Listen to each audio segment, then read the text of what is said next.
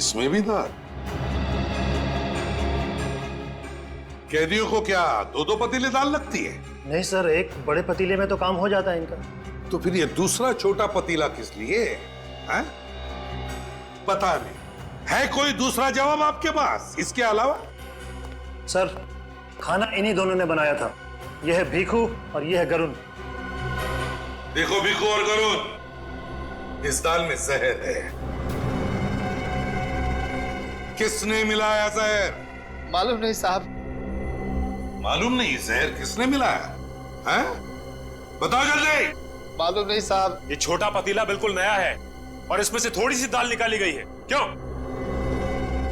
सचिन, इस भीखू को ये दाल पिलाओ।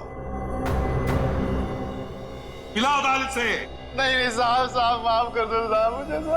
साहब मैंने नहीं किया साहब, मेरे से करवाया गया था साहब। करवाया? किसने करवाया? कौन है वो? साहब एक आदमी और एक औरत है साहब।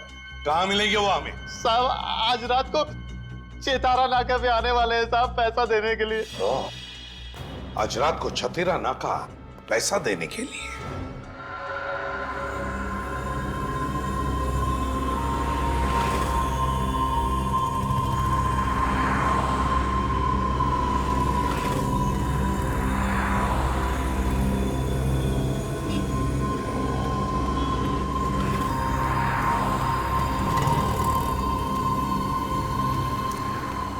गुड जॉब भिखू, बहुत अच्छा काम किया। सांप भी मर गया और लाठी भी नहीं टूटी। अरे अरे, पैसे तो मैं घर ही भूल गई। कोई बात नहीं, पैसे के अलावा और बहुत कुछ लेकर आए हैं हम तुम्हारे लिए। सॉरी भिखू, कहा सुना सब माफ कर देना। बहुत अच्छा काम किया तुमने। ऊपर मिलेंगे ना तो पाई पाई का हिसाब करेंगे। ऊपर का हिसाब तो ऊपर होगा, पहले यहाँ का हिसाब तो कर लें।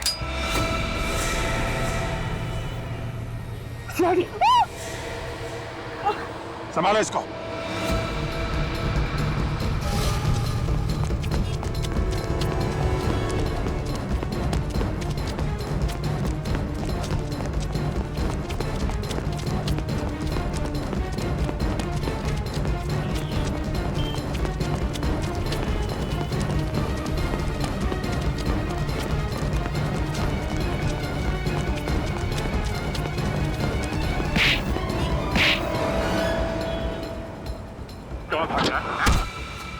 पैरों पे जाना चाहता है ना तो बता। मुझसे किसी ने कहा था। किसने कहा था? हाँ, टिकट रेडी है? हाँ मैं आ रहा हूँ एयरपोर्ट, आधे घंटे में पहुंच जाऊंगा। तुम एक काम करो, तुम गेट पे ही मेरा इंतजार करो, मैं वहां पे ही तुम्हें मिलूंगा। टीनू। Yes sir. सारा सामान पैक है?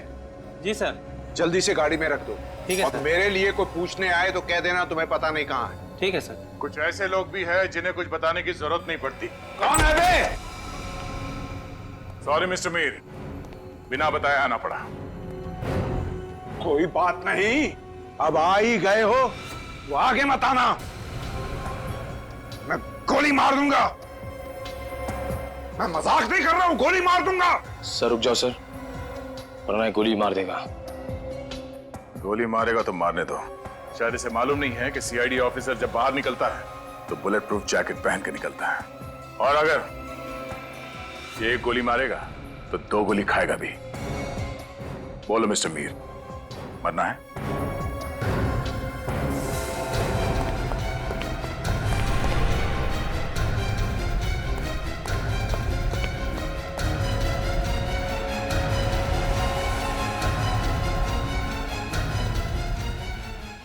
मिस्टर मीर, रास्ता उस तरफ है, चले।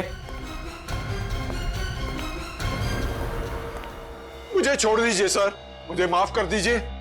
सीआईडी को गन दिखाएगा तू? सीआईडी को?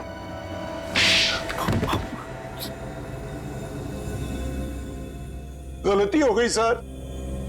गलती से लड़कियों का खून कर दिया? 8 लड़कियां गलती से? पहले शादी फिर खून? कैसे हटाते कैसे थे लोगों को तुम? सर हम जिस शहर में जाते थे हम दिखाते थे कि हम बहुत अमीर हैं, बहुत शान शौकत है हमारे पास। और लोगों को लगता था कि कोई बड़ा खानदान आया है। जी, अमीर लोगों के साथ जान पहचान बढ़ाकर हम अपने बेटे की शादी का प्रस्ताव रखते थे। और ऊंचा खानदान देखकर लोग अपनी बेटियों की शादी करने के लिए राजी हो जाते थे। हाँ, और फिर शुरू हो जाता था तुम्हारा दहेज लेने का चक्कर। लड़की को तब तक तंग करते थे जब तक वो अपने माँ बाप की सारी जायदाद तुम्हारे कदमों पे लाके नहीं डाल देती थी। जी, जैसे ही जायदाद मिली, लड़की का खून, है ना? जी। और फिर हम दूसरे शहर में चले जाते थे किसी और की तलाश में। इन सारे कामों में कामिनी भी तुम्हारे साथ मिली हुई थी ना? जी। तो फिर उसे क्यों मारा? वो लड़कियों को मारना नहीं चाहती थी, उसने जयचंद और बाकी लोगों को फंसा दिया था।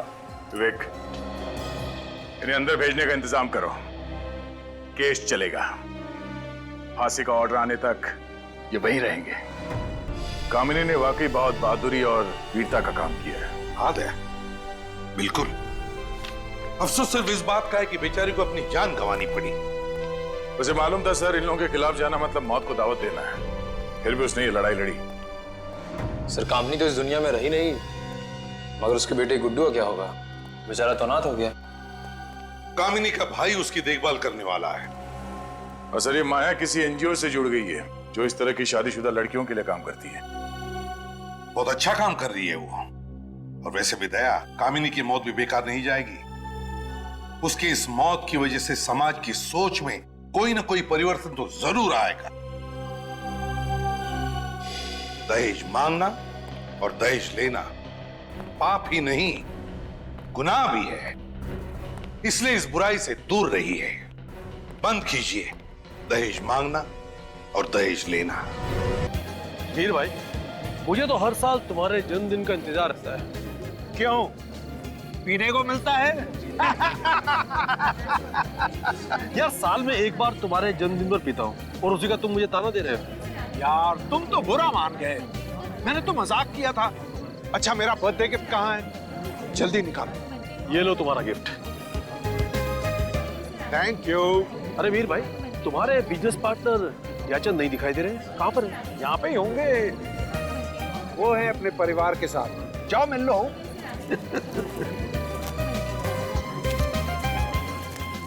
हेलो मिस्टर रंजीत, कैसे हैं आप? मैं बहुत अच्छा हूँ, आप कैसे हैं? मैं ठीक हूँ। एक्सक्यूज मी, मेरा फोन आया है।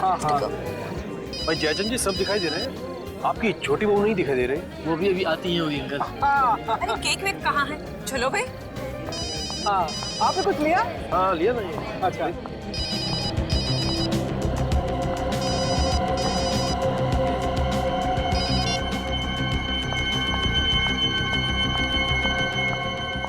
तुम ऐसा कैसे कह सकते हो? मेरी अभी बॉस से बात कराओ।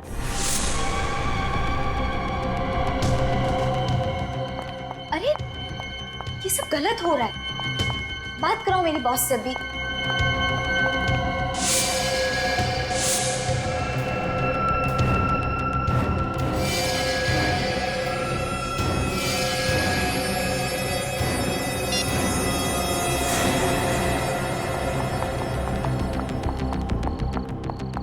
अरे माया, ये क्या हुआ? किसको क्या हुआ अंकल? अरे मैं किसी की बात नहीं कर रहा हूँ, मैं तुम्हारे चेहरे की बात कर रहा हूँ। ये तो बस। अरे कुछ नहीं भाई साहब, माया बाथरूम में गिर गई थी, ऐसे ही जरा हल्की सी चोट आई है। हाँ, अरे भाई घर गृहस्थी में तो सब चलता रहता है। अब छोड़ो ना, आओ केक काटते हैं। कम कम, चलो चलो। मैंने मॉम डैड से बात कर ली है, मिल वाली जमीन देने के लिए तैयार है। कब देंगे? जब तुम ऊपर पहुंच जाओगी तब? जी जी, जून तक दे देंगे। जून तक तो तुम्हारी हड्डियां भी नहीं मिलेंगी उन्हें। आइए आइए आइए, सब आइए आइए। आ जाओ।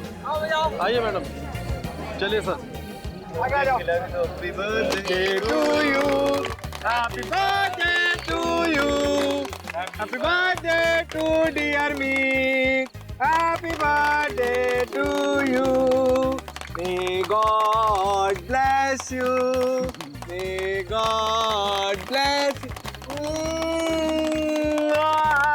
रंजीत।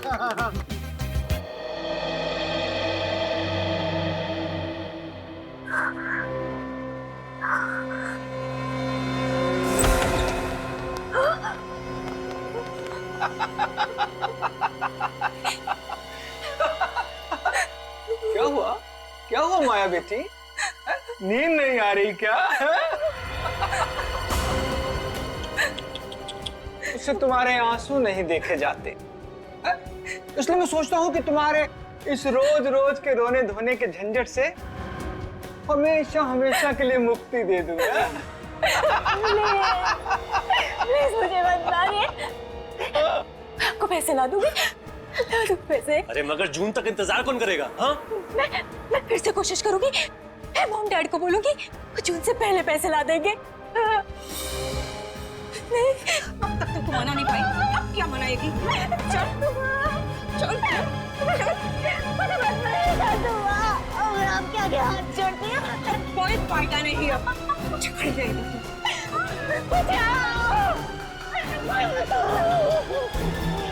जाओ, इसके हाथ पे बांधो, चलो जाओ कुछ लो।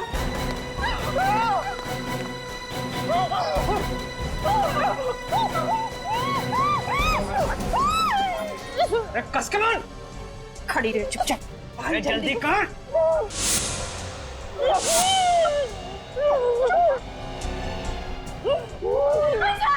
मंती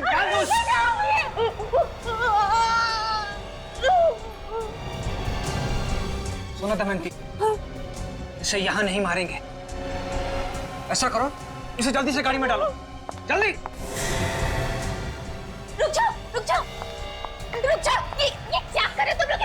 मुंह बंद रख अपना। नहीं, ये सब गलत है, मैं कहीं नहीं लेके जाने दूंगी इसे। अरे चलो, हटो सामने से, चलो चलो, इसे यही बंद रहने दो, इसे तो हम आके बाद में निपटेंगे। चलो चलो, बचाओ बचाओ, कोई तो बचाओ इसे, कोई तो बचाओ, खोलो दरवाजा, खोलो, कोई तो बचाओ, बचाओ इसे, खोलो।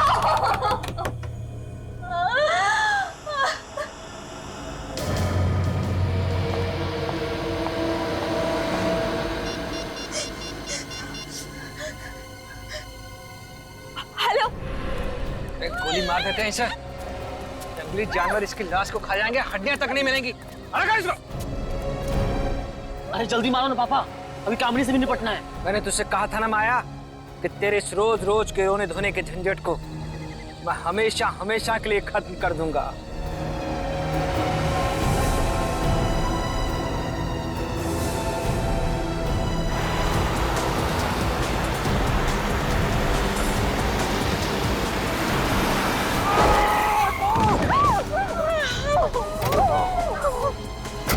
अरे मुझे छोड़ो, उसे पकड़ो, नहीं तो सब के सब मारे जाएंगे।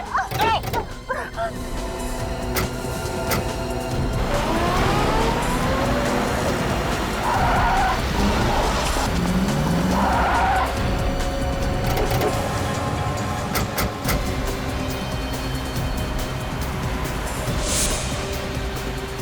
कहाँ जाएगी? बचकर।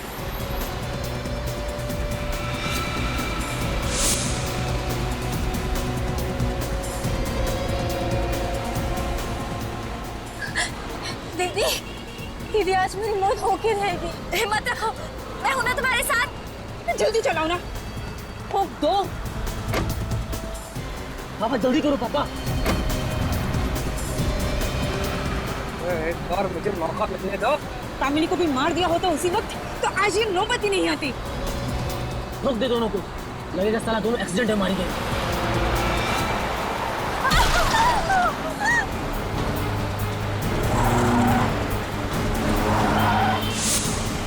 पापा जल्दी करो प्लीज, जल्दी पकड़ो।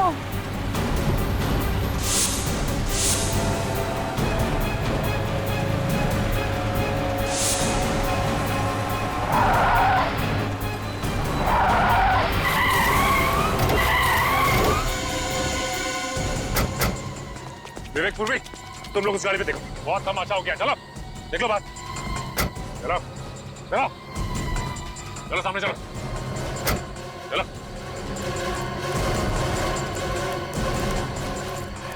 सर, इन्होंने हमें मारने की कोशिश की है। दोनों को ये माया और मैं कामिनी, मैंने ही आप लोगों को फोन किया था, और ये हमारे सास ससुर है, वो माया का पति है और वो मेरा पति। ये सब लोग मिलकर हम लोगों को दहेज के लिए मारना चाह रहे थे। ओह, तो ये बात है। हम इन्हें जल्दी से हॉस्पिटल ले चलते हैं। हाँ विवेक, ले जाओ। मैं ठीक हूँ, मुझे सिर्फ हल्की सी ही खरोच आई है। ठीक है, आप चलिए हमारे साथ। पूर्वी आई चलिए। आइए आप लोग, चलिए। और जेल में बैठ के अब दहेज का हिसाब किताब कीजिएगा। चलिए चलिए बैठिए। डॉक्टर साहब, अब माया की तबीयत कैसी है? घबराने की बात नहीं है, गोली शरीर को छूते हुए निकल गई है। अभी बेहोश हैं, बहुत जल्दी होश आ जाएगा। फिर भी डॉक्टर साहब, कितना वक्त लगेगा उसे ठीक होने में? अब कम से कम 1 हफ्ता तो लगेगा ही। कम से कम 1 हफ्ता लगेगा। सचिन, तुम और पूर्वी यहीं पर रुको। डॉक्टर साहब, एक बात बताइए, गोली के अलावा और भी कोई घाव या कोई निशान है माया के शरीर पर? नहीं, घाव तो नहीं, मगर मारने पीटने के निशान हैं शरीर पर। अच्छा, मारने पीटने के लिए? जी। जिंदगी नरक बना दिया मेरी बेटी का उन लोगों ने सर। इतना दहेज दिया फिर भी मारते थे। वो दहेज के लिए माया को मारते थे, तुम्हें पता था? जी। तो फिर तुम पुलिस में क्यों नहीं गए? उन लोगों ने धमकी दी थी कि अगर पुलिस में कंप्लेंट किया तो लोग मेरी बेटी की जान ले लेंगे। अरे कोई मजाक है क्या? बेटी की जान ले लेंगे? तुम चुप बैठे इसलिए उस पर वो जुर्म ढाते रहे।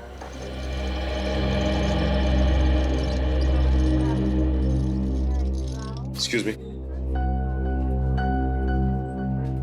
ठीक है सर।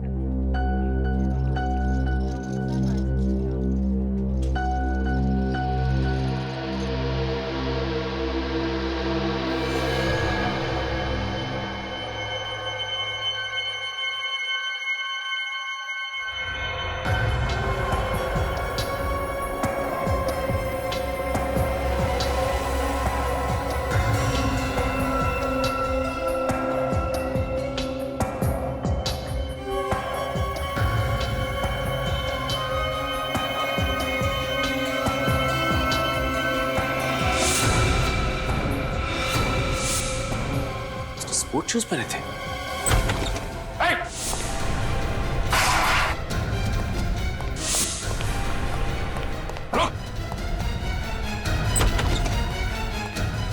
क्या हुआ पूरी?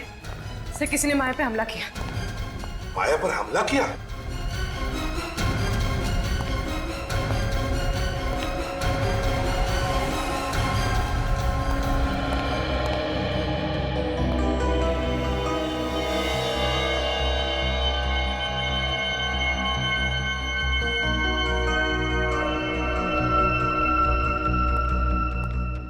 सर निकल गया। सचिन,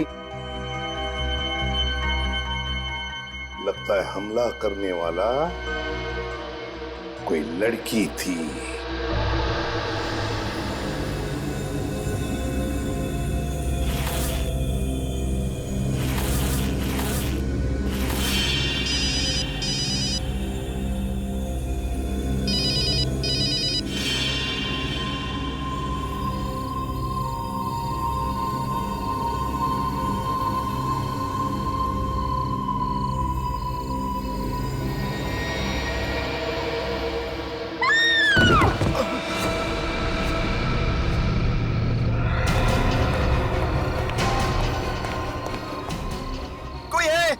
लड़की गिर गई, ऊपर से लड़की गिर गई।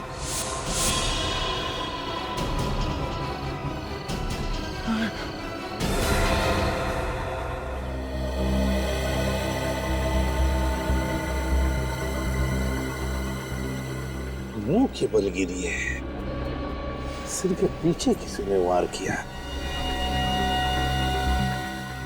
पलटाओ इसे। माय गॉड, इसका चेहरा इतना खराब कैसे हो गया? पूरी तरह से टूटा है चेहरा, फ्रैक्चर हुआ। देखो जरा, और भी कोई चोट है क्या? अच्छी तरह से देखो।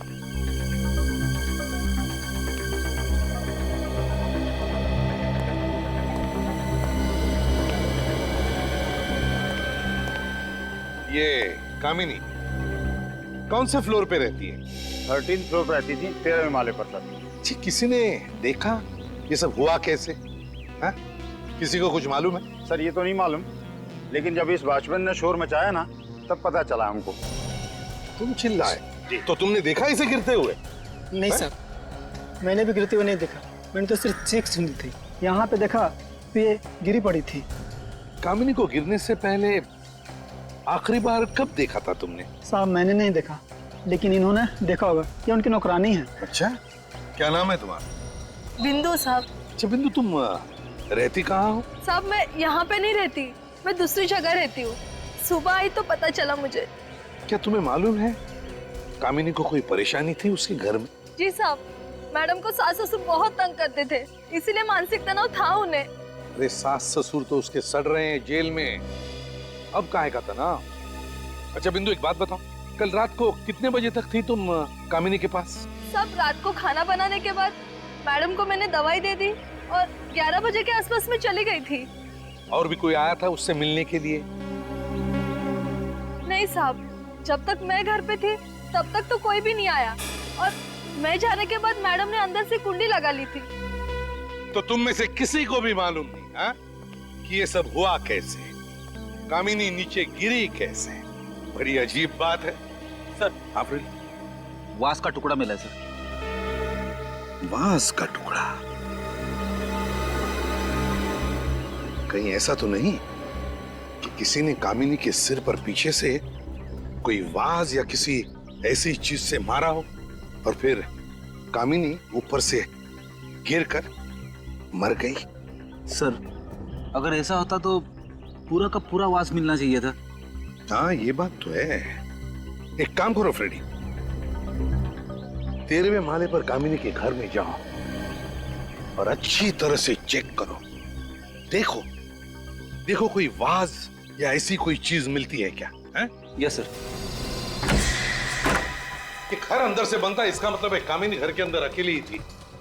देखो जरा, देखो अच्छी तरह से।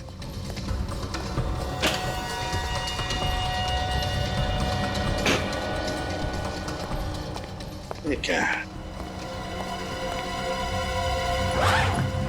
तो सामान पैक करके रखा हुआ है, शायद कहीं जाने की तैयारी थी। हाँ लग तो ऐसा ही रहा है।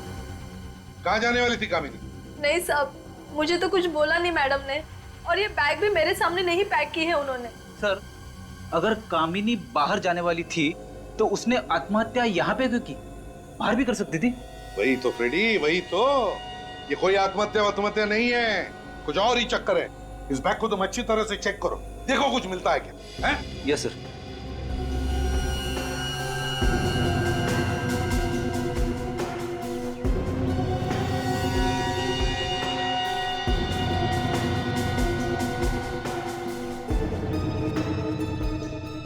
विवेक सर, यहां से इस बालकनी से गिरना मुश्किल है। ये देखो, ये रेलिंग कितने ऊंचे हैं और मजबूत भी है। मतलब सर किसी ने कामिनी को धक्का ही दिया है। हाँ लग तो ऐसा ही रहा है।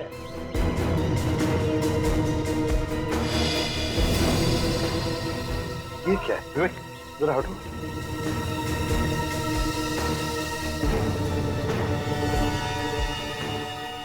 कपड़े का टुकड़ा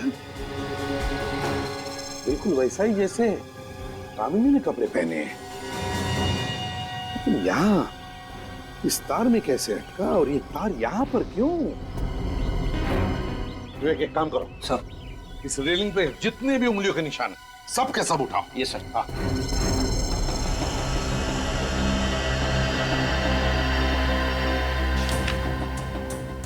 हाँ फाइल मिली बैग में से। बच्चे का बर्थ सर्टिफिकेट, तारीख है 5 नवंबर 2005 और माँ का नाम सुखी। सुखी? बिंदु ये सुखी कौन है, जानती हो तुम? नहीं साहब, मुझे नहीं पता। नहीं पता? कामिनी ये बर्थ सर्टिफिकेट लेकर कहां जा रही थी? क्या इस बर्थ सर्टिफिकेट का कामिनी के खून के साथ कोई कनेक्शन है?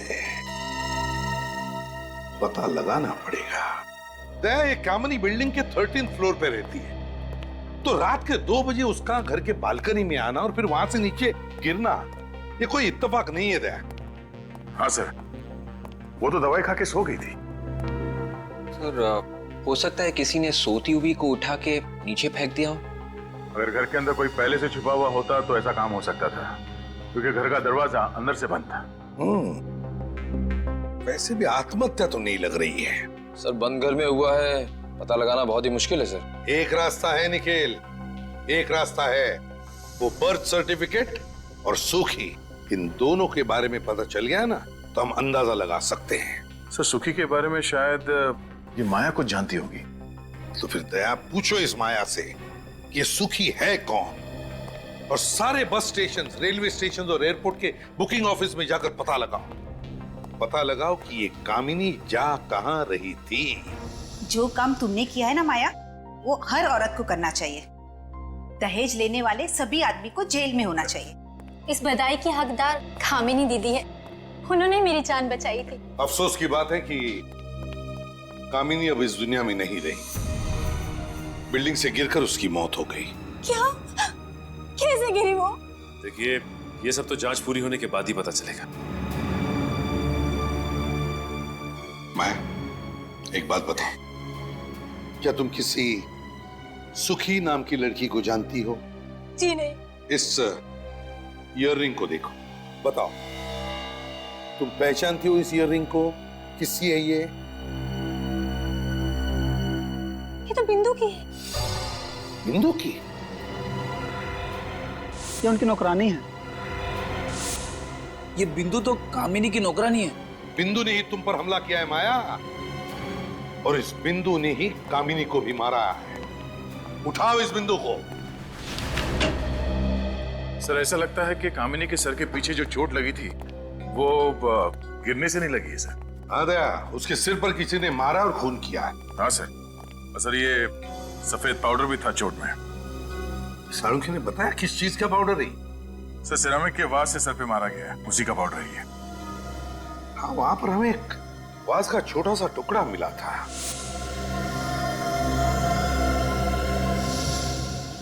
पूरा घर ढूंढने पर भी वो बचा हुआ वास कहीं पर भी नहीं मिला। तो फिर गया कहां वो वास?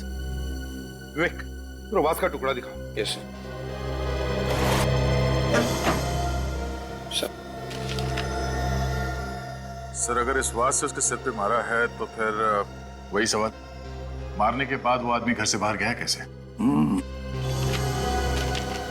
दया,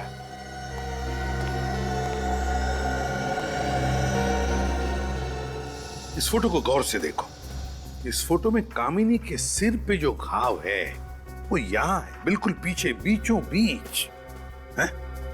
मतलब सर कामिनी ने बालकनी में आने के बाद जैसे ही नीचे देखा तो किसी ने ऊपर से, मतलब छत से नीचे वास फेंक के मारा।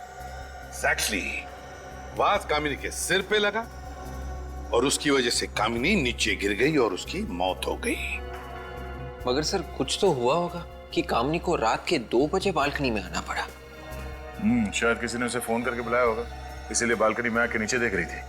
बस कामिनी के फोन रिकॉर्ड चेक करो, पता चल जाएगा। सर बिंदु के बारे में पता चल गया। क्या पता चल? बरताली मार्केट में रहती है और घर पे मिली नहीं सर, कल से लापता है। बिंदु घर से कल से ही गायब है, तो इसका मतलब है उसका कामिनी के खून से कोई ना कोई संबंध जरूर है, कोई ना कोई संबंध जरूर है। सर ये कामिनी के रिजर्वेशन की कॉपी है, वो ट्रेन से भूगोलपुर जा रही थी। भूगोलपुर जा रही थी? कामिनी भूगोलपुर किस लिए जा रही थी? किस लिए? इस कामिनी के बिल्डिंग के वॉचमैन और सेक्रेटरी से बात करनी पड़ेगी।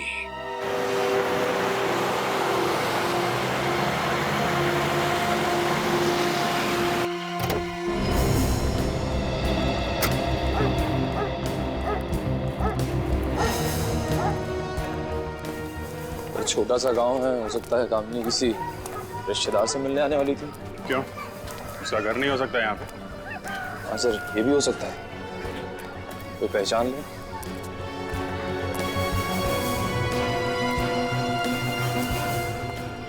अरे सुनो भाई साहब, ये कामिनी का नाम सुना है क्या आपने? हाँ सुना है। अरे वाह, कहाँ सुना है? महाभारत में। नहीं, मैंने सोचा कि आप यहाँ गांव की किसी कामिनी की बात कर रहे हैं। अब ये फोटो देखो, इसको पहचानते हैं? हाँ, ये तो कामिनी नहीं सुखी है। सुखी? कामिनी सुखी, सुखी कामिनी? इसकी शादी मुंबई में हुई है ना, जयचंद परिवार में?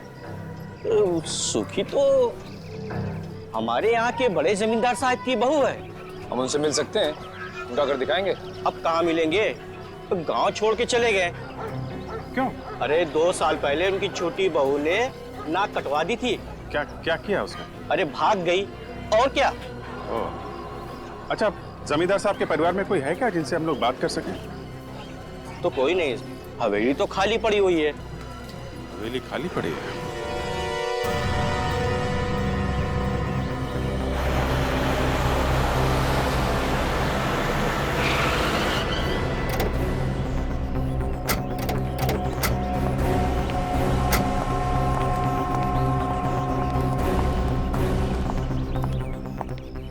तुम्हें मालूम है ना क्या हुआ यहाँ पर कल रात को?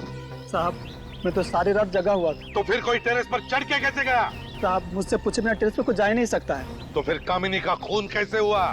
कैसे हुआ कामिनी का खून? सच सच बता दे तीरू, किसी को तुमने चाबी दी थी क्या? नहीं साहब, माँ कसम, मैंने चाबी किसी को नहीं दी। मैंने तो प्लम्बर को ही मना कर दिया था। प्लम्बर? प्लम्बर कहाँ से आया? किसने बुलाया था उसे? कितने बजे आया था वो? वो रात के करीब 1:30 बजे के आसपास आया था। किस काम के लिए आया था वो?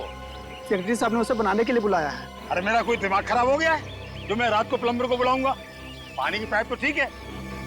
मैंने भी उसे यही बोला कि सुबह में आना, तो वो चला गया था और मैं भी फिर राउंड मारने चला गया। उस वक्त टेरेस की चाबी वो कहाँ थी? चाबी तो टेबल पड़ी हुई थी सर, और मैं तो उसे टांग देता था। तो इसका मतलब है वो आदमी, वो प्लम्बर टेरेस पर गया था। तुमने देखा है उसे पहले कभी? नहीं साहब, मैंने उसे पहले कभी नहीं देखा। याद करके बताओ, दिखता कैसा था वो? हैं? कैसे दिखता था? कोई खास बात उसकी बताओ। हाँ साहब, याद आया। उसके हाथों में कुछ लगा हुआ था। क्या लगा हुआ था? उसके हाथों और नाखूनों में पेंट था और मिट्टी जैसी कुछ अजीब चीज लगा हुआ था। हाथ और नाखूनों में पेंट और मिट्टी, पेंट और मिट्टी, पेंट और मिट्टी, मिट्टी के बर्तन, मिट्टी के बर्तन। सर, हाँ, ये बिंदु भी वहीं पे रहती है जहां पे मिट्टी के बर्तन बनते हैं। ओह, बिंदु वहीं पर रहती है जहां पर मिट्टी के बर्तन बनते हैं। तो इसका मतलब है कि कामिनी का खून बिंदु और उस प्लम्बर ने ही किया है।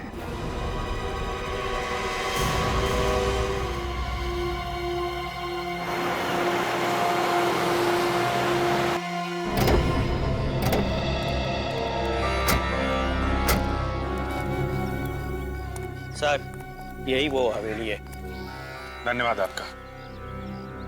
फिर ये सुखी यहाँ पे नाम बदल के क्यों रह रही थी? हो सकता है जयचंद के परिवार में उसने दूसरी शादी की, इसलिए उसने अपना नाम कामिनी रख लिया। घर को अच्छी तरीके से चेक करो, देखो कोई काम की चीज मिलती है क्या।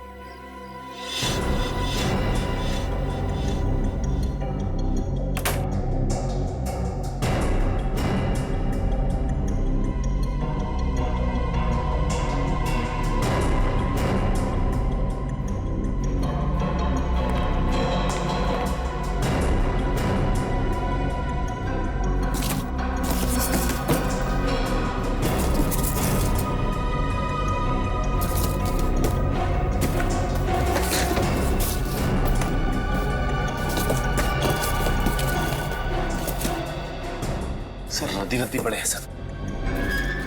एक एक पेपर आराम से चेक करो, शायद कोई काम की चीज मिल जाए।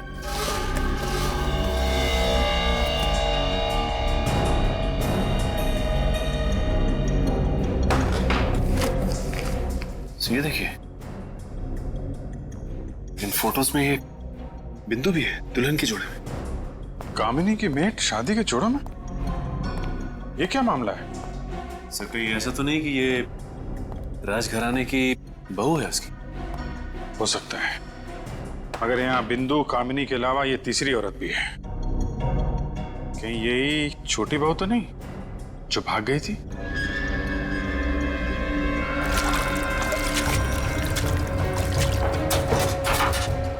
सर, हाँ निखिल। सर ये देखिए, कंकाल, औरत का कंकाल है। ये गहने तो बिल्कुल वैसे हैं जैसे इस औरत ने पहने हुए हैं। ये देखो।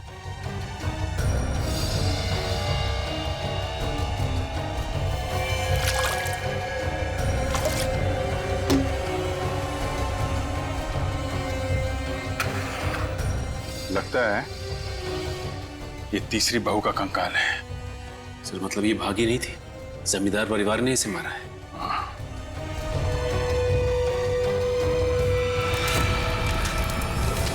सर धुआं चारों तरफ, आग लगी लगता है।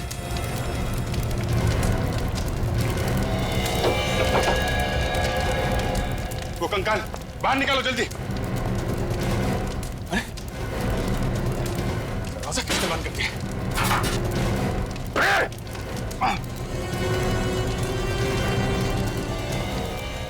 कौन उधर?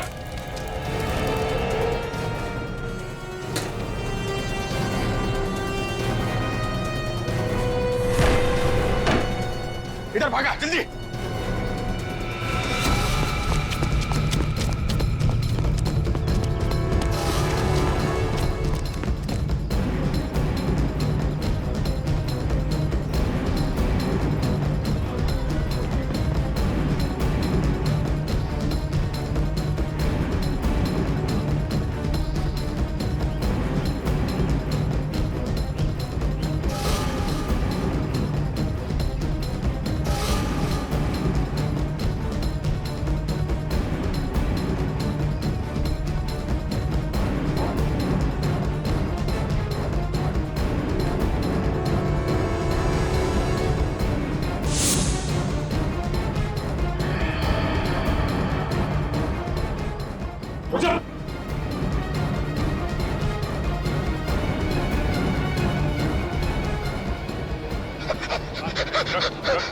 रख नहीं तो गोली मार दूंगा।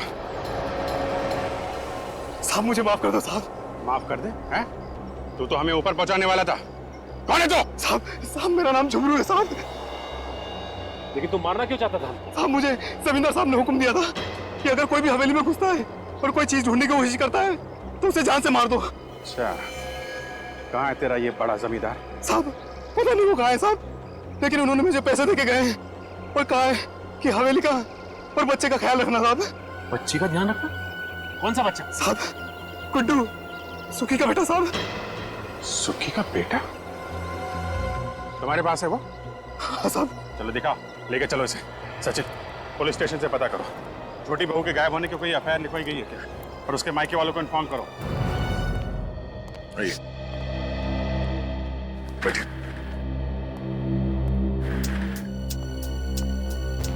सर,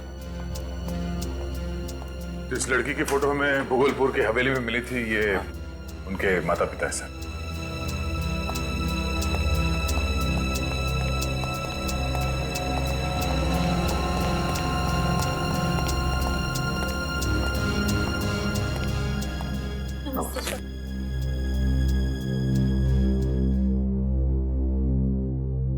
देखिए इन गहनों को, बताइए क्या ये गहने आपकी बेटी के हैं?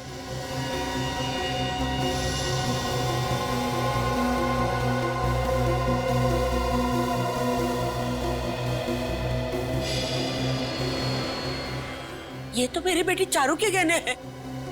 आपको कहां से मिले? भूगोलपुर की हवेली में हमें एक कंकाल मिला था, ये कंकाल के गले में था।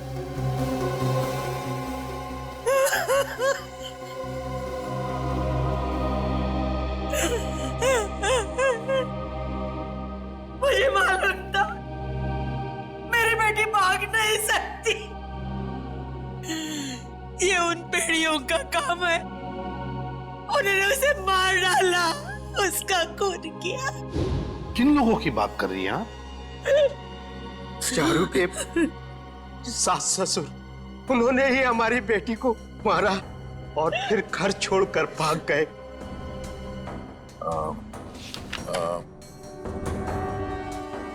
क्या इनमें है बोलो? हाँ हाँ साहब, यही है वो दहेज के लोभी जिन्होंने मेरी बेटी को मारा, पहले तो चारू की शादी अपने बेटे से करा ली और फिर दहेज की मांग करने लगे। तो क्या आपने दहेज दिया इन लोगों को? हाँ साहब, हमारे पास कोई रास्ता नहीं था। मुझसे बेटी का दुख देखा नहीं गया, इसीलिए हमने 2.5 करोड़ की संपत्ति इनके नाम कर दी और उन लोगों ने मेरी बेटी को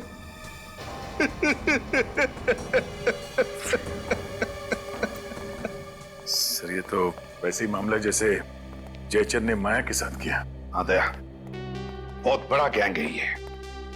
लोगों को उनकी बेटियों की शादी की लालच दिखाकर दहेज के नाम पर धन ऐंठते हैं ये लोग।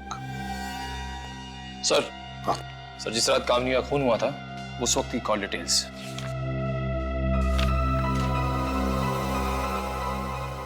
ये देखो दया, रात के 1:30 बजे कामिनी को किसी शौनक नाम के आदमी का फोन आया था। हाँ सर, और ये शौनक वहीं रहता है जहां बिंदु रहती है, बरताली मार्केट। ओह, हाँ, क्या मिल गया? एक्सीलेंट।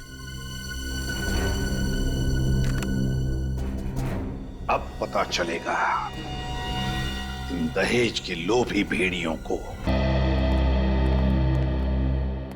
गुड्डू,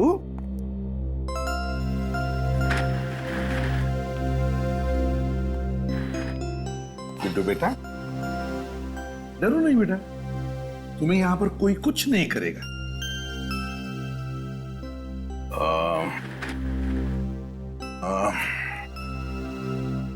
बेटा, हमसे दोस्ती करोगे? बोलो बेटा, दोस्ती करोगे हमसे? बहुत अच्छी अच्छी जगह घुमाने ले जाएंगे तुम्हें और बहुत सारे चॉकलेट्स भी खिलाएंगे। सच? चॉकलेट तो है मेरे पास।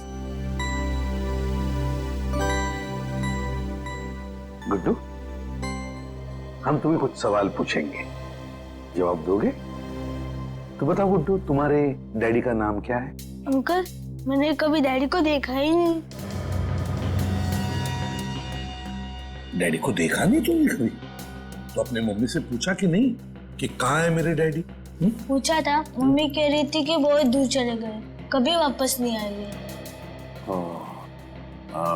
बेटा, तुम झुमरू के साथ क्यों रहते हो? अपनी मम्मी के साथ क्यों नहीं रहते? मम्मी ने छोड़ रखा था झुमरू अंकल के पास, वही मेरी देखभाल करते थे। मम्मी तो कभी कभी आती थी मिलने। मम्मी आती थी कभी कभी मिलने? क्या वो अकेली आती थी या उनके साथ कोई और भी आता था? हर बार मम्मी के साथ अलग अलग अंकल आते थे। बहुत बुरे अंकल थे वो, मुझसे दूर रखते थे मम्मी को। चल कोई बात नहीं। तुम्हें आइसक्रीम पसंद है? आइसक्रीम खाओगे? निखिल, गुड्डू को आइसक्रीम खिलाओ। खिला कर लेके जा। आजा गुड्डू बेटा, मैं और चिची आइसक्रीम खा के आते हैं। Okay uncle. हाँ बेटा। फिर मुझे मम्मी के पास ले चलोगे?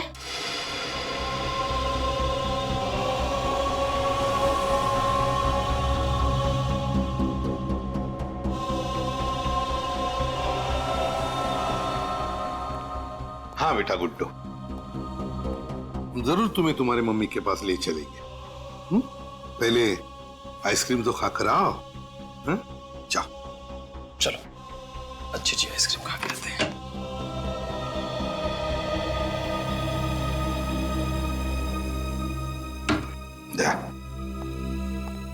इस गुड्डू की माँ कामिनी जरूर उस गैंग में शामिल थी।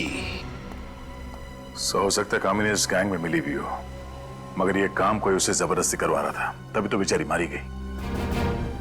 इस जयचंद और उसके परिवार वालों से पता लगाओ और कौन कौन लोग शामिल है इन कमीनों के साथ। और फिर ये बिंदु छुपी कहां है पता लगाओ।